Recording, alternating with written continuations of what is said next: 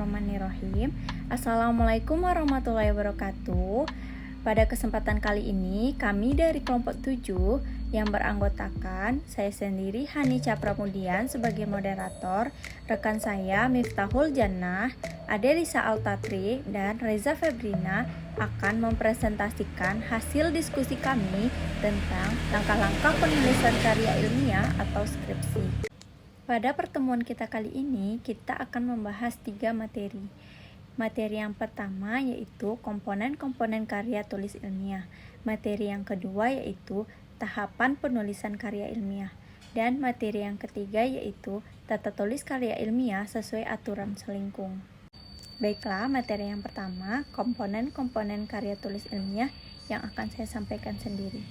Nah, karangan atau karya ilmiah merupakan suatu karangan atau tulisan yang diperoleh sesuai dengan sifat keilmuannya dan didasari oleh hasil pengamatan, peninjauan, penelitian dalam bidang tertentu, dan disusun menurut metode tertentu dengan sistematika penulisan yang bersantun bahasa dan isinya dapat dipertanggungjawabkan kebenaran keilmiahannya.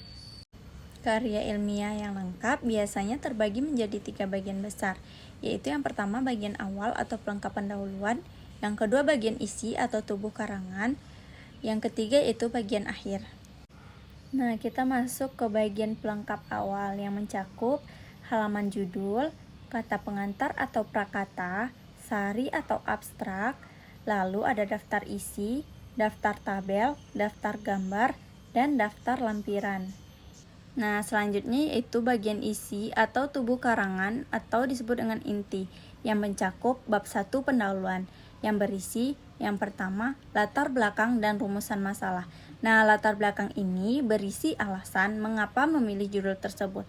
Apa yang mendasari pemilihan judul tersebut, entah karena tertarik, masalah sedang mengemuka, penting, atau bermanfaat. Alasan yang memuat keterangan yang menyebabkan munculnya masalah. Bila latar belakang sudah diketahui, diharapkan dapat merumuskan masalah. Rumusan masalah ini berupa pertanyaan inti mengenai masalah yang dikemukakan atau apa yang menjadi problem yang perlu dipecahkan. Nah, bagian yang kedua yaitu tujuan penelitian. Tujuan penelitian di sini yaitu berisi tujuan mengapa kita meneliti. Yang ketiga yaitu ruang lingkup kajian. Nah, ini membahas segi-segi apa yang akan dikaji untuk menjawab atau memecahkan masalah yang telah diajukan pada rumusan masalah. Yang keempat yaitu hipotesis dan postulat. Hipotesis yaitu dugaan, perkiraan, atau prediksi sementara. Postulat adalah anggapan dasar atau pernyataan yang dianggap benar. Secara a priori biasanya berupa teori, dalil, hukum, dan sebagainya. Yang kelima yaitu sumber data atau cara memperoleh data. Ini berisi usaha apa saja yang dilakukan penulis untuk mendapatkan data yang berhubungan dengan masalah. Yang keenam yaitu metode penelitian. Ini bergantung pada sifat masalah yang kita teliti. Yang ketujuh yaitu sistematika penulisan atau penyajian. Ini mengemukakan garis besar isi setiap bab. Nah, bagian yang bab 2 yaitu berisi tinjauan pustaka atau penjabaran postulat. Bab 3 pelaksanaan hasil penelitian atau pembuktian hipotesis. Bab keempat berisi pembahasan hasil penelitian. Dan bab yang kelima berisi tentang kesimpulan dan saran. Nah, selanjutnya bagian akhir atau pelengkap akhir. Bagian akhir ini berisi daftar pustaka, lampiran, indeks, dan riwayat hidup. Sekian materi dari saya. Selanjutnya akan dilanjutkan oleh rekan saya yaitu Reza Febrina. Kepada Reza dipersilahkan. Selanjutnya saya akan mencoba menjelaskan mengenai tahapan penulisan karya ilmiah. Adapun tahapan penulisan karya ilmiah secara umum yaitu pertama tahapan persiapan, yaitu menemukan atau mengajukan masalah yang akan dijadikan pembahasan dalam penelitian dengan didukung oleh latar belakang, identifikasi dari masalah, batasan topik, serta rumusan masalahnya. Yang kedua, melakukan pengembangan terhadap kerangka pemikiran dalam bentuk kajian teoritis, pengajuan terhadap hipotesis atau dugaan sementara terkait penelitian yang akan dilaksanakan. Metodologi yang terakhir yaitu ada metodologi yang mencakup berbagai teknik yang dilakukan dalam pengambilan dan pengumpulan data, teknik pengukuran, serta teknik analisis data. Selanjutnya adalah tahapan penulisan, yaitu perwujudan. Tahap persiapan ini ditambah dengan pembahasan yang akan dilakukan selama dan setelah penulisan itu selesai. Yang terakhir yaitu adalah tahapan penyuntingan. Tahapan penyuntingan ini dilakukan setelah proses penulisan dianggap selesai. Selanjutnya saya akan mencoba menjelaskan mengenai tata tulis karya ilmiah sesuai aturan selingkung. Adapun aturan selingkung yang digunakan berdasarkan panduan skripsi program S1 Kependidikan FMIPA UNP. Yang pertama, perwajahan atau sampul. Perwajahan atau sampul dapat juga disebut dengan bagian kulit. Kulit terbagi atas dua macam, yaitu kulit dalam dan kulit luar. Adapun panduan tata tulis kulit atau perwajahan atau sampul ini sebagai berikut. Yang pertama, kulit luar. Nah, kulit luar ini memuat hal-hal berupa judul skripsi maksimal 20 kata, jenis hurufnya itu adalah Times New Roman dengan ukuran 14 dicetak tebal dan menggunakan huruf kapital serta spasi 1. Selanjutnya adalah lambang UNP dengan ukuran diameter 3,5 cm, nama penulis dan NIM ukuran huruf 14, nama prodi, jurusan, fakultas, dan universitas ukuran huruf 14 ditebalkan dengan huruf kapital dan spasi 1. Berikutnya ada tahun terbit dengan ukuran huruf 12 yang ditebalkan. Berikutnya adalah kulit dalam. Nah, adapun aturan dalam kulit dalam berdasarkan panduan skripsi program S1 Kependidikan FMIPA UNP yaitu judul skripsi maksimal 20 kata, jenis huruf Times New Roman ukuran 14 dicetak tebal, huruf kapital ditulis maksimal dalam 4 baris dan spasi 1. Terdapat kata-kata yang memuat skripsi dalam tanda kutip diajukan sebagai salah satu persyaratan untuk memperoleh gelar sarjana pendidikan. Ada lambang UNP dengan ukuran diameternya itu 3,5 cm.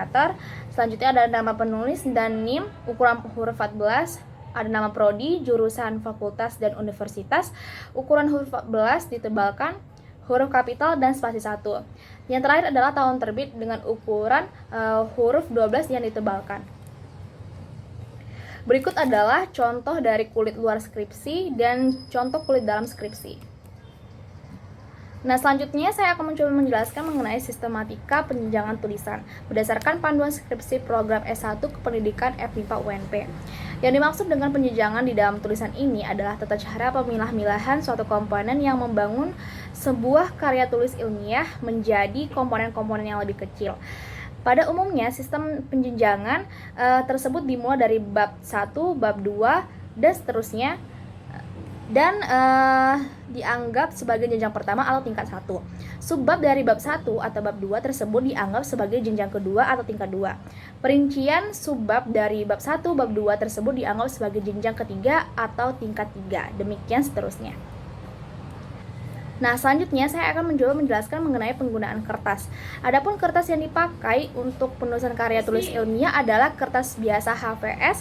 Kertas HVS tersebut terdiri atas ukuran A4 dengan ukuran 21,5 cm kali 29,7 cm dan warnanya putih polos. Mungkin itu saja yang dapat saya sampaikan. Saya kembalikan kepada moderator. Terima kasih kepada Reza Febrina. Materi selanjutnya akan disampaikan oleh Adelisa Altatri. Kepada Ade dipersilahkan. Baiklah, saya akan melanjutkan materi dari Reza. Selanjutnya yang bagian keempat yaitu pengetikan. Nah, untuk pengetikan dalam skripsi itu diketik dengan komputer dengan font tulisannya yaitu Times New Roman.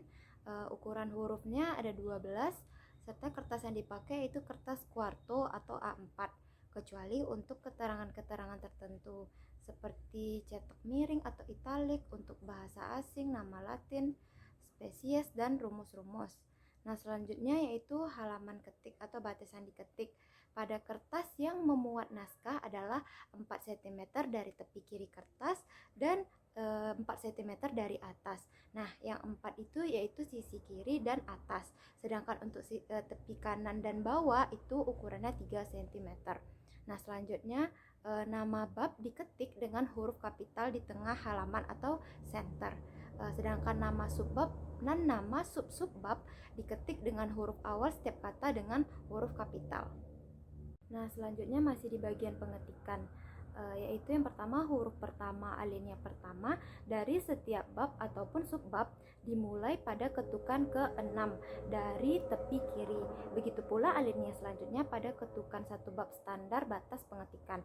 Alinea baru jangan dimulai pada baris terakhir halaman. Selanjutnya, kata-kata yang tidak ada padanannya dalam bahasa Indonesia dan muncul untuk pertama kali dalam naskah ditulis di antara dua tanda kutip. Nah, selanjutnya singkatan yang muncul pertama kali harus ditulis lengkap. Selanjutnya ditulis singkatan saja, misalnya spektrometer serapan atom disingkat dengan SSA. Nah, selanjutnya tanda baca seperti koma, titik, titik dua, titik koma diletakkan segera setelah huruf terakhir sebelum tanda baca tersebut. Kata baru setelah koma dan titik koma dimulai pada ketukan kedua. Kalimat baru juga dimulai pada ketukan kedua. Nah, selanjutnya yang kelima yaitu ada jarak spasi. Nah, jarak spasi ini dia baris kalimat diketik berjarak 2 spasi, kecuali daftar pustaka, judul tabel, grafik, atau gambar masing-masing berjarak 1 spasi. Nah, selanjutnya kalimat pertama dari judul bab dan subbab diketik berjarak 2 spasi. Nah, subbab dimulai 3 dalam kurung 2 kali 1,5 spasi dari kalimat terakhir dan tidak digarisbawahi dan tidak pakai titik. Selanjutnya yaitu yang keenam ada penomoran. Nomor halaman diletakkan di kanan atas, kecuali nomor halaman pada bab baru harus diletakkan di bagian tengah bawah. Untuk nomor halaman di bagian awal skripsi digunakan angka Romawi kecil seperti I, angka I-nya ada 2, terus angka I-nya ada 3 dan seterusnya yang ditempatkan pada bagian tengah bawah halaman. Sedangkan untuk bagian isi dan bagian akhir digunakan angka Arab seperti 1, 2, dan seterusnya. Nah, berikut ini merupakan contoh dari penomoran. Nah, sistem penomoran ini dia menggunakan sistem Eropa. Nah, seperti yang terlihat pada contoh di bawah pada slide PPT. Nah, yang pertama itu ada judul babnya. Pertama kita pakai bab 1, maka itu menggunakan angka 1 Romawi. Nah, dituliskan judul babnya. Nah, untuk yang pertama itu kita lambangkan dengan A, judul subbab. Nah, baru angka 1 untuk judul subbabnya. Nah, untuk misalnya ada anaknya lagi, itu judul subbab itu dilambangkan dengan A, dan misalnya dari judul subbab itu ada bagian lagi, maka itu dilambangkan dengan satu tanda kurung. Begitu juga untuk yang selanjutnya. Nah, selanjutnya yang ketujuh yaitu penulisan huruf dan kata. Nah, penulisan dalam skripsi ini dia memakai gaya esai. Pemakaian sistem penomoran hanya dibenarkan dalam hal-hal yang relevan saja, seperti menomorin masalah dan hipotesis. Pada prinsipnya, tidak dibenarkan menggunakan singkatan dalam bagian isi tulisan. Singkatan dibenarkan dalam tabel atau bagan yang diiringi dengan keterangan di bawah tabel atau bagan tersebut. Nah, selanjutnya yaitu masih lanjutan dari penulisan kata dan huruf. Ada beberapa hal yang harus diperhatikan. Yang pertama yaitu bahasa yang digunakan haruslah bahasa Indonesia yang baik dan benar, mengacu kepada buku Panduan Umum Ejaan Bahasa Indonesia yang disempurnakan atau EYD tahun 1975, kecuali untuk istilah-istilah tertentu yang harus menggunakan bahasa Latin atau Inggris. Nah, yang kedua yaitu kata ganti orang seperti saya, kami, peneliti, penulis, dan sebagainya tidak boleh digunakan dalam kalimat skripsi. Kalimat hendaklah disusun sedemikian rupa sehingga kalimat tersebut tidak perlu memakai kata ganti orang. Nah, yang ketiga yaitu satu alinea tidak boleh terdiri dari satu kalimat saja. Jangan memulai kalimat dengan kata sambung seperti dan, tetapi, karena, apapun, dan angka. Jika kata tetapi perlu dipakai, maka ganti dengan akan tetapi. Jika perlu menggunakan kata karena, diganti dengan oleh karena. Penulisan kata depan, awalan, sisipan, dan pemendekan kata atau istilah harus berpadukan pada EBI. Terima kasih kepada Adelisa. Materi selanjutnya akan disampaikan oleh Miftahul Jannah. Kepada Miftah dipersilahkan. Baiklah, kita lanjut ke tata tulis karya ilmiah sesuai aturan selingkung. Bagian yang H yaitu penulisan angka. Nah, ini dikutip berdasarkan panduan skripsi program S1 Kependidikan FMIPA UMP. Nah, untuk penulisan angka pada setiap bab itu menggunakan angka Romawi. Contohnya, bab 1 pendahuluan. Angka 1 itu menggunakan angka Romawi. Begitu juga dengan bab 2 dan bab 3. Angka 2 dan 3 itu menggunakan angka Romawi. Nah, nomor halaman itu diletakkan di kanan atas. Kecuali nomor halaman pada bab baru itu harus diletakkan di bagian tengah bawah. Dan itu menggunakan angka Arab. Angka Arab itu 1, 2, dan 3. Nah, maksudnya di sini jika itu pada bab baru atau misalnya bab 1 pendahuluan, maka nomor halamannya itu terletak di bagian bawah tengah menggunakan angka Arab. Nah, sedangkan jika itu bukan bab baru atau bagian isi, maka nomor halaman itu diletakkan pada bagian kanan atas. Nah, untuk nomor halaman di bagian awal skripsi digunakan angka Romawi kecil. Bagian awal skripsi di sini yang dimaksud yaitu seperti kata pengantar, abstrak, daftar isi, daftar tabel, daftar gambar, dan sebagainya. Nah, itu kan merupakan bagian awal dari skripsi. Maka untuk nomor halamannya itu menggunakan angka Romawi kecil yang terletak di bagian bawah tengah. Sedangkan untuk bagian isi dan bagian akhir itu menggunakan angka Arab, yaitu 1, 2, 3, dan seterusnya. Nah, untuk contohnya bisa kita lihat di slide berikutnya. Nah, berikut ini merupakan contoh dari penulisan angka dan penomoran pada karya tulis ilmiah. Nah, contoh yang pertama itu kan merupakan kata pengantar. Kata pengantar itu kan merupakan bagian awal dari skripsi. Tadi juga sudah dicontohkan bagian awal dari skripsi itu seperti kata pengantar, abstrak, daftar isi, daftar tabel, dan sebagainya. Nah, untuk kata pengantar dan bagian awal skripsi yang lainnya itu menggunakan angka Romawi yang diletak di bagian tengah bawah. Nah, sedangkan untuk contoh yang kedua yaitu bab 1 pendahuluan. Nah, untuk bab baru itu penomorannya menggunakan angka Arab yang diletakkan pada bagian tengah bawah. Dan untuk contoh yang ketiga itu adalah bagian isi, dan bagian selanjutnya itu penomorannya menggunakan angka Arab dan diletakkan pada bagian kanan atas. Baik, kita lanjut pada bagian yang I, yaitu penulisan bahan ilustrasi. Nah, ilustrasi itu adalah penggambaran akan sesuatu. Ilustrasi itu dapat berupa gambar, tabel, grafik, peta, diagram, bagan, denah, dan gambar lainnya. Nah, semua tabel, bagan, grafik, gambar itu diberi judul dan nomor. Nah, untuk judul bagan, grafik, dan gambar itu diletakkan di bagian bawahnya. Tapi pada tabel itu diletakkan pada bagian atas. Jadi hanya judul pada tabel yang berada pada bagian atas. Nah, untuk nomor pada tabel, bagan, grafik, dan gambar itu menggunakan angka Arab yang berurutan untuk seluruh bagian isi tulisan. Jadi contohnya tabel 1 titik dilanjutkan dengan judul.